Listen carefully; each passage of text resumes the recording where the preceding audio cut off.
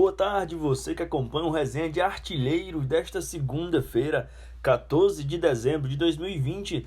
Trago agora as informações do confronto do Clássico Rei na Série A do Brasileirão. É isso, torcedor, é o momento mais esperado para o torcedor cearense. A equipe do Fortaleza enfrenta o Ceará no Castelão e será o confronto mais esperado aqui no nosso estado. E trazendo aqui a situação dos dois clubes, eles se encontram com apenas 2 pontos de diferença. A equipe do Ceará com a leve vantagem de 2 pontos na 10ª colocação e o Fortaleza na 13ª com 30 pontos.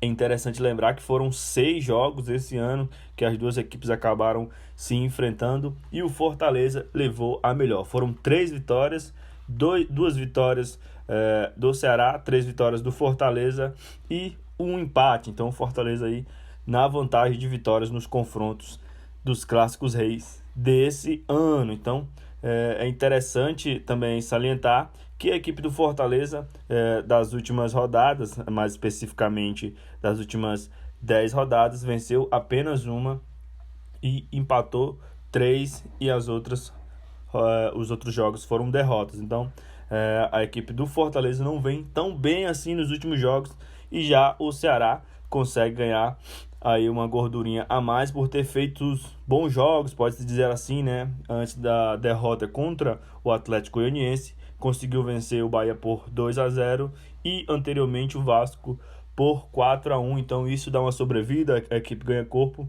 e consequentemente mais motivação para esse Clássico Rei. Mas Clássico Rei, a gente não pode dizer que tem favorito. Realmente as coisas lindas do futebol, especificamente aqui no futebol cearense, acontecem nos Clássicos Reis.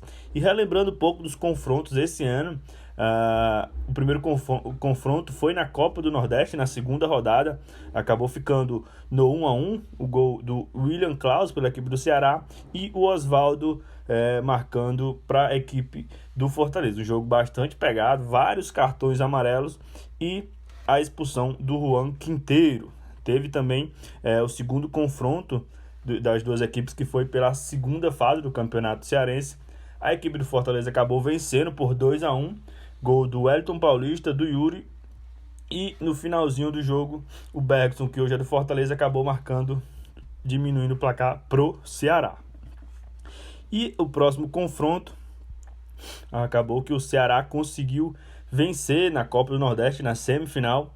A equipe do Ceará, com gol do William Klaus, conseguiu vencer o Fortaleza na semifinal. Um jogo também muito pegado, com vários cartões amarelos. O Ceará consegue sua vitória e o próximo jogo foi pela Série A, o primeiro jogo da Série A.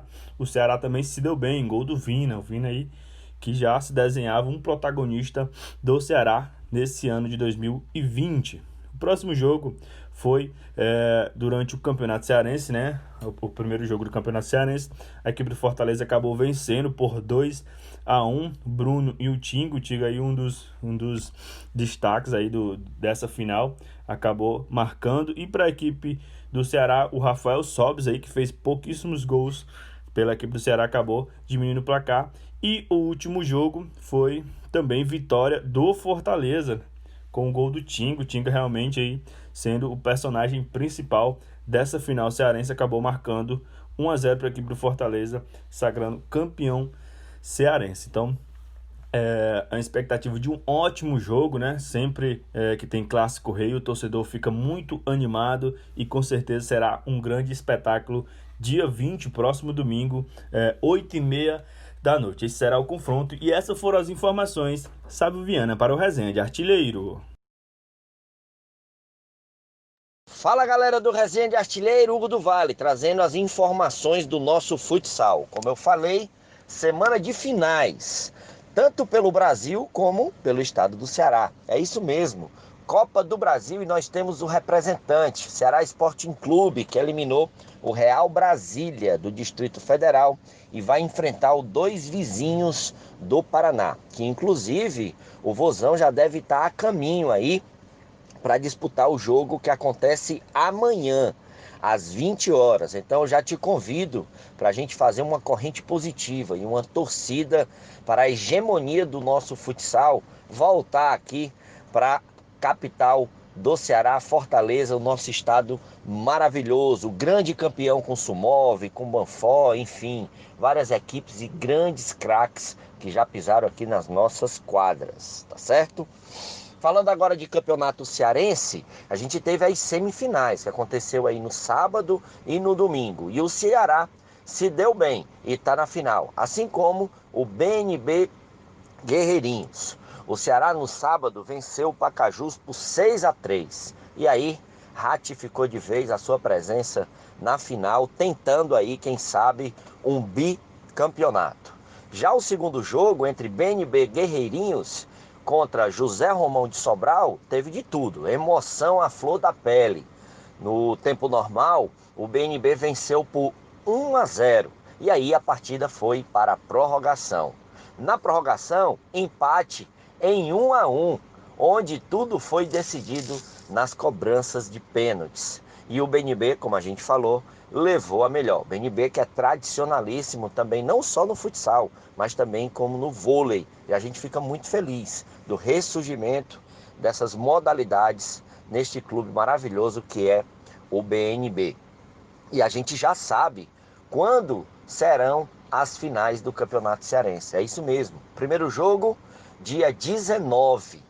E o segundo jogo, dia 17. Os jogos irão acontecer no CFO, Centro de Formação Olímpica, um belo palco para a final do Campeonato Cearense 2020. E durante a semana, toda segunda e toda quinta, como você sabe, a gente traz o boletim do futsal e vai te atualizando. Tanto o jogo do Ceará que acontece amanhã, como também os jogos que irão acontecer nos 2 finais de semana para frente da final do Campeonato Cearense. Lembrando que o segundo jogo do Ceará será no dia 21 pela Copa do Brasil, Ginásio Vozão, onde sediará essa partida e aí a gente vai saber se realmente o Ceará terá esse título de campeão do Brasil aqui para o nosso estado, tá bom?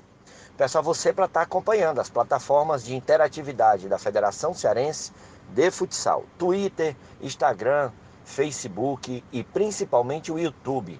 Vai lá, se inscreve, aciona o sininho que você vai ter todo o conteúdo do nosso futsal à sua disposição. Sem esquecer do Resenha de Artilheiro, toda segunda e toda quinta, de 13 às 14 horas, ao vivo pelo Facebook. E você também pode acompanhar todo o nosso material, todo o nosso conteúdo no Twitter, no Instagram e também no YouTube. Todas as matérias dos nossos repórteres, Ceará, Fortaleza, Ferroviário, Federação Cearense, Futsal, enfim, um conteúdo muito bacana você encontra no nosso canal do YouTube. A gente volta na quinta-feira com mais informações do nosso futsal. Valeu! Maurício Santos, o repórter do futuro, saudosista e atual do futebol de todos os tempos.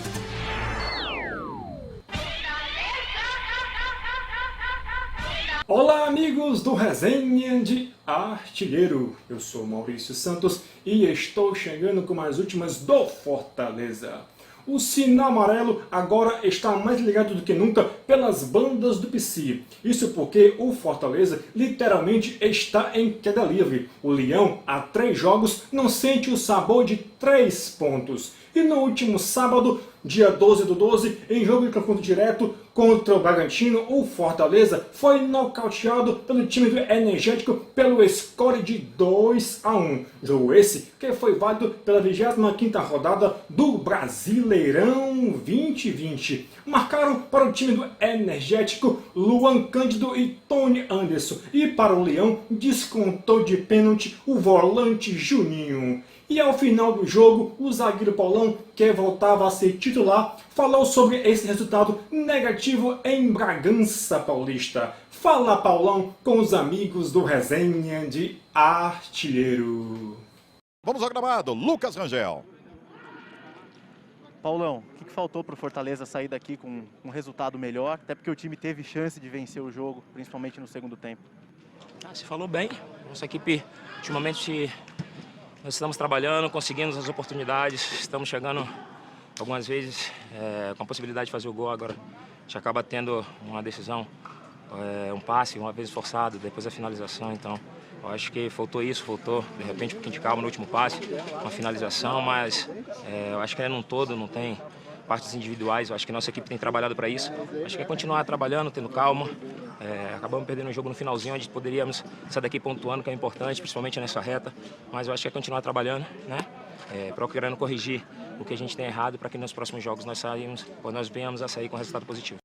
Devido a essa derrota, o Fortaleza caiu 3 posições na tabela de classificação. Agora encontra-se na 13ª posição com 30 pontos ganhos. O tricolor de Aço Tupici agora terá outra semana cheia para trabalhar, pois só volta a campo no domingo, dia 20/12, no Clássico Rei contra o Ceará, às 20h30 no Estádio Castelão. Detalhe, esse será o 7º Clássico Rei e o último da temporada 2020 da pandemia. E para esse duelo contra o alvinegro famoso de Porangabuçu, outro confronto direto na luta para se manter na elite do futebol nacional, o técnico Marcelo Chamusca poderá contar com o retorno do lateral esquerdo Bruno Melo, que foi expulso contra o Corinthians e cumpriu a automática. Detalhe, Chamusca ainda poderá contar com o retorno do atacante o Firula Romarinho, que recupera-se da Covid-19. O atleta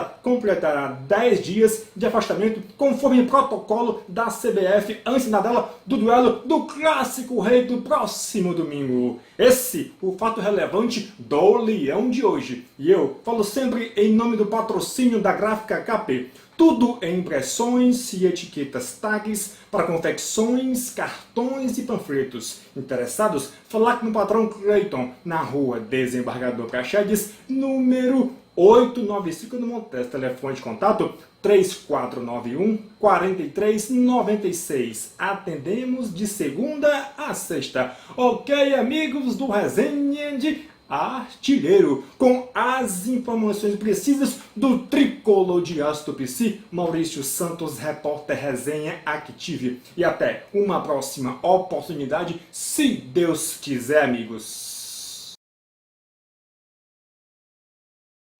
Um ótimo início de semana a todos os amigos ligados aqui no Resenha de Artilheiro. Agora mais um boletim do Alvinegro de Porangabuçu, com todos os detalhes do final de semana do Ceará Sporting Clube.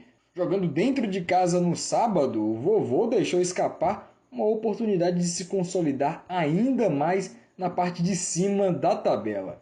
Contra o Atlético Goianiense, o Ceará criou pouco, viu o adversário formando as melhores oportunidades, gerando a vitória de virada do Dragão na Arena Castelão por 2-1 no sábado. A gente falava aqui semana passada das possibilidades que Guto Ferreira tinha para substituir Vini no meio campo alvinegro. E olha, o meio atacante e artilheiro da equipe na temporada fez muita falta no jogo. Para sua vaga, o treinador escolheu iniciar com Wesley no meio campo, o que pouco fez na criação do time.